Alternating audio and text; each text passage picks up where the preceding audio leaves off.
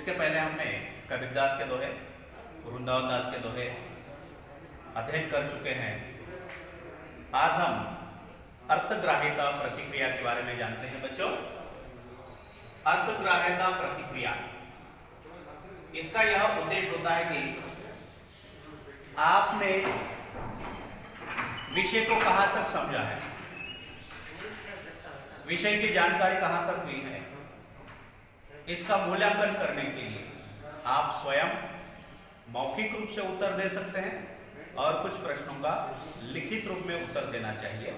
तो इससे संबंधित है अर्थग्राह्यता प्रतिक्रिया।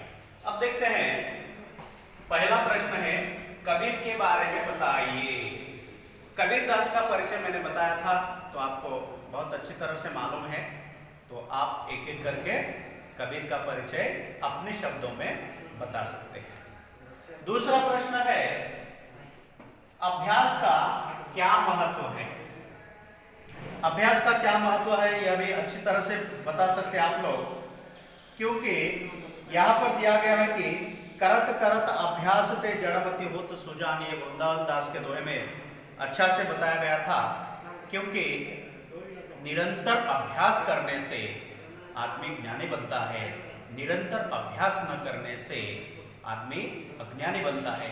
यही हमारे जीवन में अभ्यास का महत्व होता है। इस प्रकार आप बता सकते हैं बच्चों। अगला प्रश्न है भाव से संबंधित दोहा लिखिए। सुख में ईश्वर का ध्यान रखने वाले को दुख नहीं होता। सुख में सुमिरन करे यह दोहा आपको मालूम है भली भांति, कबीरदास का वह दोहा लिख सकते हैं। आप किताबें खोलिए और देखिए तो आपको पता चलता है इस भाव से संबंधित दोहा। हाँ।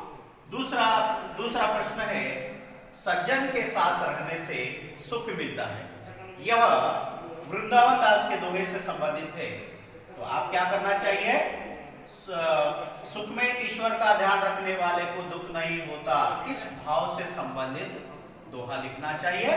और सज्जन के साथ रहने से सुख मिलता है, इस भाव से संबंधित दोहा अपनी कापियों में लिखना चाहिए बच्चों। और आगे कुछ विषय है, उसके बारे में अगले क्लास में हम जान लेते हैं। धन्यवाद।